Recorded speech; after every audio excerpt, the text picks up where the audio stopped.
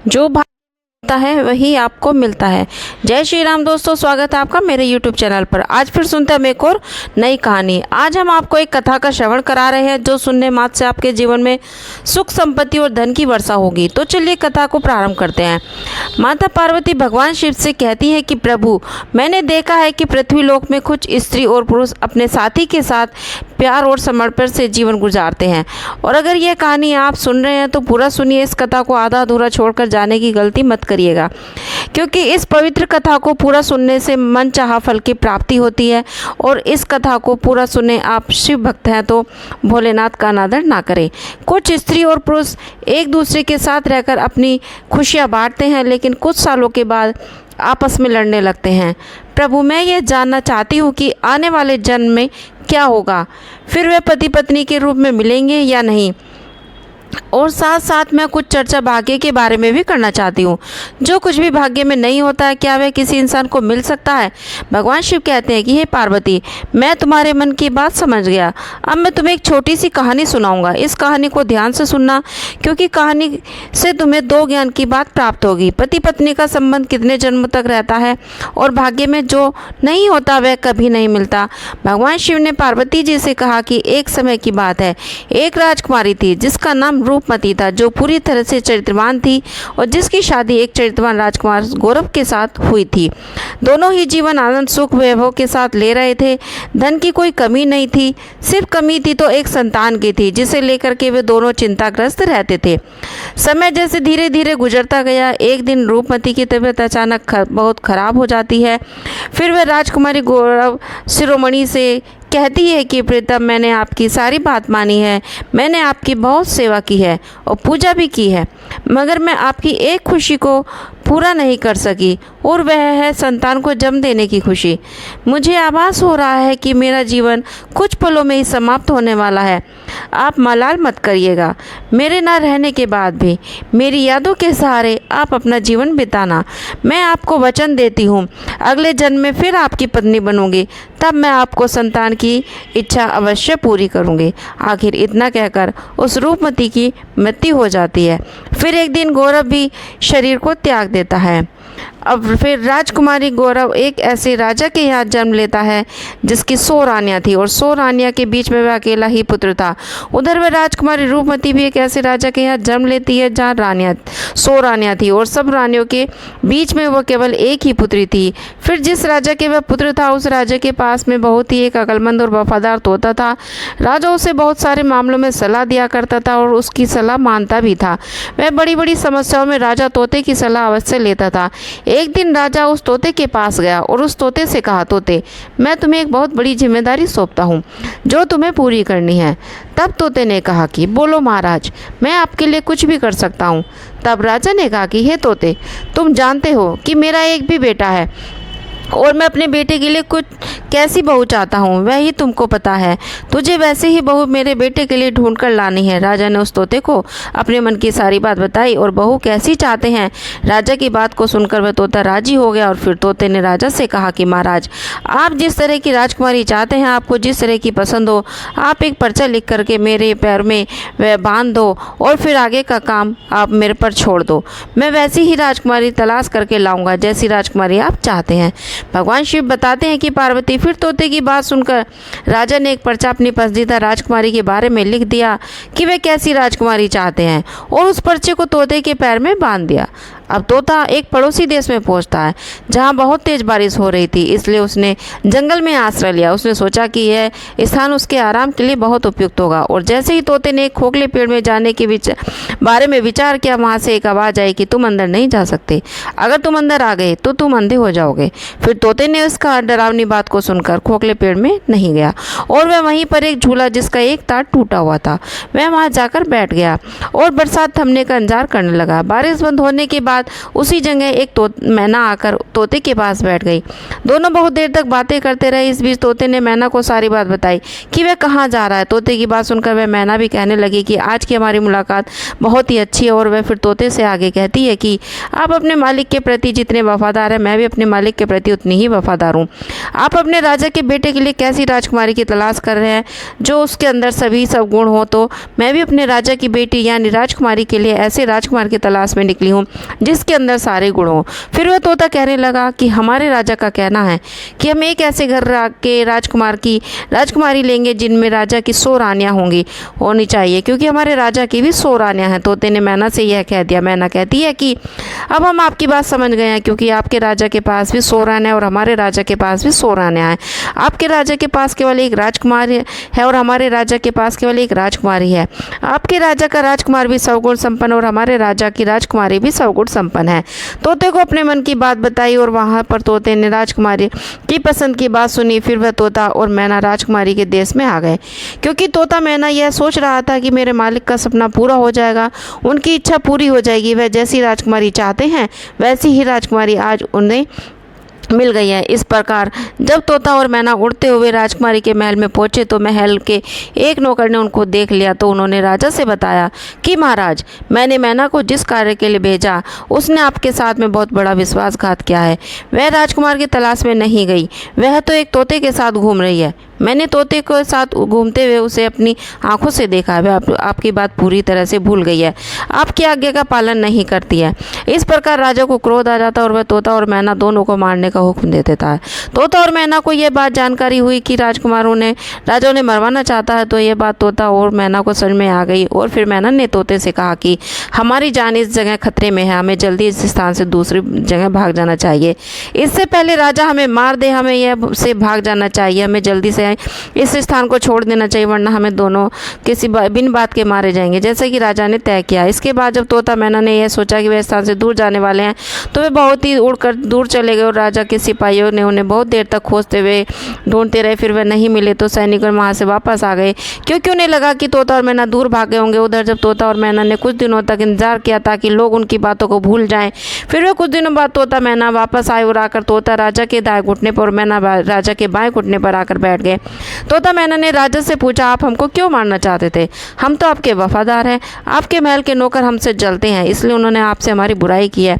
हम दोनों तोता और मैना बड़ी शान वाले राजा के नौकर हैं, जो अक्लमंद भी हैं और अमीर भी हैं। हम अपनी आपके साथ हमेशा वफादारी की है। तोता और मैना अपने मन की बात बताते हैं और कहते हैं कि दोनों राजाओं के वहाँ पर 100 रानियाँ हैं, उनमें से एक राजा की केवल एक बेटा और दूसरे राजा की केवल एक बेटी है, जबकि वे राजा कभी भी एक दूसरे को नहीं मिलते हैं। एक राजा को एक ऐसी बहू चाहिए थी जो राजा की बेटी जैसी, और दूसरे राजा को एक ऐसा दामाद चाहिए था जैसा दूसरे राजा के बेटा हो। वह हम महाराज आपके दोनों दरबारों के नौकर हैं। हम भगवान की कृपा से आपके राज्य के बाहर एक जंगल में मिले थे और अब हम आपके पास इससे खबर अच्छी सा लाए हैं। तोता और मैना राजा को समझाया और उन्होंने हमने मनोबल से हमारे राजा को खुश किया। तभी तो तोते ने राजा की ओर अपना पैर बढ़ाया, जिस पर एक पर्चा था जिसमें राजकुमार की पसंद लिखी थी। राजा ने पर्चा पढ़ा और बहुत खुश हुए। पहले उन्होंने तोता और मैना पर विश्वास नहीं किया था, फिर दोनों का एक साथ देख करके राजा को तोता मैना पर विश्वास हो गया। फिर राजा ने तोते के पैर से राजकुमार की वह तस्वीर निकाली और अपनी रानियों के पास भेज दी और कहा कि तस्वीर देखकर के बताएं कि राजकुमारी के लिए राजकुमार कैसा है, क्या सभी रानियां राजकुमार को पसंद करती हैं या नहीं। कुछ दिन बीत गए पर तस्वीर वापस नहीं आई। राजकुमारी को वह तस्वीर बहुत पसंद आई और फिर वह राजकुमारी उससे राजकुमार के तस्वीर को अपने हाथ में लिए ही रखती थी।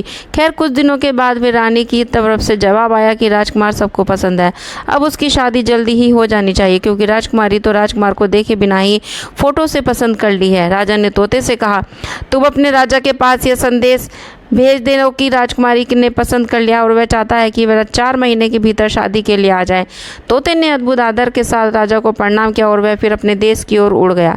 जब उसने अपने राज्य में पहुंचा तो तोते ने राजा को अपनी यात्रा की सारी कहानी बताई। राजा ने खुशी खुशी मन ही मन सोचने लगा कि आज मेरा सपना पूरा हो गया और वह राजकुमारी को अपने बेटे के लिए पा लिया। इसके बाद राजा ने तुरंत ही उसे शानदार मौके को शानदार तरीके से मनाने के लिए आदेश दिया और विशेष कपड़े बनाए, घोड़े के लिए शानदार आसन बनवाए गए और सिपाहियों के लिए नई और विशेष वेशभूषा बनवाई गई। बहुत सारे तरह के भेंटे जैसे अनमोल हीरे जवाहरात, परियां, घड़ियां, कपड़े, मुश्किल से मिलने वाले कीमती फल, मसाले और बढ़िया कीमती के इत्र आदि इकट्ठा किए गए। हर चीज़ को याद करके राजा ने इकट्ठा किया। महीने जल्दी ही गुजर गए। इतनी तैयारी के में समय कब निकल गया पता ही नहीं चला। शादी के कुछ दिन पहले ही राजकुमारी का पिता बीमार पड़ गया और वह मर गया। अब परिवार वालों के लिए यह बहुत ही बड़ा दुख था। राजकुमार को अपनी शादी को टालनी पड़ी, क्योंकि ऐसे समय पर शादी के लिए राजकुमार का जाना अपने पिता का अपमान जैसा करना दिख रहा था। फिर जैसे ही राजकुमारी के पिता की मौत का अफसोस का समय बीता, फिर राजकुमार तोते के साथ राजकुमारी के साथ शादी करने के लिए निकल पड़ा। उधर राजकुमारी का राज्य कोई ज़्यादा दूर नहीं था, इसलिए राजकुमार तोते के साथ में बहुत जल्दी पहुंच गया। फिर राजकुमार ने अपना डेरा राजकुमारी के महल के पास वाले बगीचे में डाल दिया। अगर राजकुमार उस बगीचे में ना गया होता तो अच्छा होता, क्योंकि वहाँ उसका तोता मर गया। उस बगीचे के माली ने उसे तोते को मार दिया, क्योंकि वह तोता एक खजूर पर बैठकर खजूर को तोड़ रहा था और राजकुमार की तरफ उसे खजूर को फेंक रहा था। यह बात मालिक को रास नहीं आई और उसने तोते को मार दिया। फिर जैसे ही राजकुमार के पास मुश्किल आए तो उसके कुछ देर बाद ही उसने सुना कि राजकुमारी के पिता ने अपनी बेटी की शादी उसके साथ करने से इनकार कर दिया, क्योंकि उसका पिता मर गया था। अब बगीचे में डेरा डालने के कुछ दिन बाद ही राजकुमारी अपने पालकी में बाहर जा रही थी, तो इत्तेफाक से वही रास्ता उसके सामने आया जिस रास्ते पर वह बगीचा पड़ता था। उसने बगीचे पर नज़र डाली तो वह राजकुमार को देखा। फिर राजकुमारी उस राजकुमार को पहचान गई, क्योंकि उसकी तस्वीर अभी भी उसके पास में थी। उसने उस समय तो कुछ नहीं कहा और अपनी पालकी ढोने वाले कौरव से वापस चलने के लिए कह दिया, क्योंकि राजकुमारी को अपना प्रेमी मिल गया था। इस समय उसको सब कुछ बहुत अच्छा लगने लगा। शाम को सोने के समय राजकुमारी ने अपने खाने में से आधा खाना खाया और बचा हुआ खाना राजकुमार की तस्वीर के साथ में राजकुमार को भेज दिया। उसने अपनी नौकरानी से कहा कि वह राजकुमारी से कहे कि वह उस खाने को खाए और अगर वह ना खाए तो उसमें अपनी उंगली घुसा दे। नौकरानी ने वैसा ही किया। राजकुमार ने खाना नहीं खाया और नौकरानी ने उसको खाने की प्लेट में उंगली घुसाने के लिए कहा। जब उसने प्लेट में रखे चावल में अपनी उंगली घुसाई तो उसने सोचा कि राजकुमारी मुझसे प्यार करती है। ऐसा सोचकर वह अपने हाथ चावल में मिलाए और एक पत्र राजकुमारी के लिए लिखकर उसे नौकरानी के द्वारा भेज दिया। फिर जब राजकुमारी ने वह पत्र पढ़ा तो उसके मन में राजकुमार से मिलने की इच्छा उत्पन्न हुई। उसने रात को अपना घोड़ा तैयार करवाया और उस बगीचे की ओर चल पड़ी जहाँ पर राजकुमार ठहरा हुआ था। तभी राजकुमारी ने कहा कि मैं तुमसे बहुत प्यार करती हूँ और इसलिए मैं छुपकर तुम्हारे पास आई हूँ। मेरी माँ मुझे तुमसे शादी करने की इजाज़त नहीं देंगी। चलो अपना घोड़ा तैयार करो और मुझे अपने साथ राज्य ले चलो, जहाँ हमारा कोई नहीं बिगाड़ सकता। तब राजकुमार और राजकुमारी दोनों ही घोड़े पर सवार होकर राज्य से बाहर की तरफ चल दिए और वह एक ऐसे स्थान पर जा पहुंच गए जहां पर उनकी जान बहुत बड़े खतरे में पड़ गई। वो जिस नगर में पहुंचे उस जगह पर एक जादूगरनी रहती थी। उसकी एक बेटी भी थी। जैसे ही उसकी बेटी ने राजकुमार को देखा तो जादूगरनी की बेटी उस राजकुमार से प्रेम कर बैठी और उससे शादी करने की सोचने लगी। अब वह जादूगरनी मन में सोचने लगी कि शादी राजकुमार के साथ कैसे होगी। फिर वह जादूगरनी की लड़की अपने मन में विचार करने लगी कि आखिरकार मेरी शादी इस राजकुमार के साथ कैसे होगी। फिर उसने एक तरकीब सोची और अपनी माँ जादूगरनी से राजकुमार और राजकुमारी को अपने घर पर खाने के लिए बुलाने के लिए कहा और फिर अपनी बेटी की बात को मान करके उस जादूगरनी ने राजकुमार और राजकुमारी को अपने घर खाने पर बुलाया। अब राजकुमार और राजकुमारी उस जादूगरनी के घर जाकर खाना खाने गए तो जादूगरनी ने राजकुमार को एक कमरे बुलाया और उसके गले में एक लटका फंदा डाल दिया। जब फंदा डाला गया तो वह राजकुमार, जो पहले एक इंसान था, एक भैंसे के रूप में बदल गया और फिर वह दूसरे दरवाजे से जादूगरनी ने उस भैंसे को घर से बाहर ले जाकर एक सुरक्षित स्थान पर बांध दिया। अब राजकुमारी खाना खाने के बाद अपने राजकुमार को खोजने लगी, लेकिन वह उसे कैसे ढूंढती, क्योंकि वह तो भैंस बन चुका था। पूरे दिन वो जादूगरनी की बेटी के पीछे घूमता रहता था। जादूगरनी की बेटी जहाँ भी जाती वह भी उसके पीछे पीछे जाते।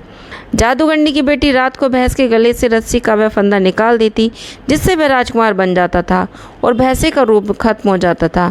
और जैसे ही सुबह होती तो वह भैंसे के रस्सी का फंदा फिर राजकुमार के गले में डाल दे करके उसे भैंसा बना देती थी और दिन भर उसे बाहर घूमती थी। उधर राजकुमारी को राजकुमार से बिना मिले कई दिन हो गए थे। राजकुमारी पागलों की तरह अपने राजकुमार को ढूंढ रही थी। वह बहुत ही दुखी थी। उसको पता नहीं था कि अब वह क्या करे और क्या ना करे। आखिर राजकुमार उसको छोड़कर कहाँ चला गया। तभी राजकुमारी के मन में सोचने लगती है कि राजकुमार ने मुझे धोखा दे दिया। कभी सोचती है कि वह मुझे धोखा नहीं दे सकता, वह तो मुझसे बहुत प्यार करता था, मैं भी उससे बहुत प्यार करती हूँ। कहीं ऐसा तो नहीं कि किसी ने उसका कत्ल कर दिया हो। अब उस राजकुमारी ने एक आदमी का रूप धारण किया और उस नगर के राजा के पास गई और उस अपने मन की बात कही। उधर उस राजकुमारी की शकल सूरत और बोलने के ढंग से बहुत ही प्रभावित हुए और राजा ने उसे अपने दरबार में राजकुमारी को कोतवाल के पद पर नियुक्त कर दिया। अब राजकुमारी कोतवाल बन जाती है, क्योंकि कोतवाल का आना जाना बहुत से घरों में होता है, इसलिए उसे बहुत सारे घरों के अंदर बाहर के रहस्य मालूम होते हैं। इस प्रकार वह राजकुमारी कोतवाल बनकर राजा के यहाँ काम करने लगती है। समय धीरे धीरे बीतता गया, कई साल बीत गए। फिर एक दिन राजा की भी मृत्यु हो जाती है। उधर सभी नगरवासी उस कोतवाल को राजा बना देते हैं, क्योंकि उस कोतवाल राजकुमारी का व्यवहार जनता के प्रति बहुत ही अच्छा था। फिर एक दिन उस नगर से एक व्यक्ति एक भैंसा खरीदने के लिए उस राजा की रूपी राजकुमारी के पास आया, तो राजा रूपी राजकुमारी ने उस व्यक्ति के पैसा खरीद लिया। भैंसा खरीद लो और भैंसा बहुत ही काम का था कि वह किसी भी कोई चीज़ को सूंघ करके बता देता था कि अचानक वह भैंस कहीं गुम हो जाता है। और तो राजा ने उस नगर में सूचना भिजवा दी कि इस नगर में जितनी भी भैंसें हैं सबको वहीं से यहाँ पर इकट्ठा किया जाए। इधर वह सूचना उस जादूगरनी के पास भी पहुँचती। अब सभी ने नगर के राजा के सामने एकत्रित हुए, मगर उस जादूगरनी ने अपना भैंसा, जो कि एक राजकुमार था, उस राजा के दरबार में नहीं भेजा। फिर जब सैनिकों ने राजा रूपी राजकुमारी को जादूगरनी के द्वारा अपना भैंसा नहीं भेजने की बात बताई, तो राजा रूपी राजकुमारी एकदम सतर्क हो गई और उस जादूगरनी सहित उस भैंसे को जबरदस्ती बुलवाया। उधर जैसे ही सैनिकों ने उस भैंसे के गले में पड़ी हुई रस्सी को जोर से खींचा, तो वह वैसे ही रस्सी उस भैंसे की गर्दन से निकल गई और रस्सी गर्दन से निकलते ही वह भैंसा जो था एक राजकुमार के रूप में परिवर्तित हो गया और वह तुरंत ही उस राजकुमार से मिली।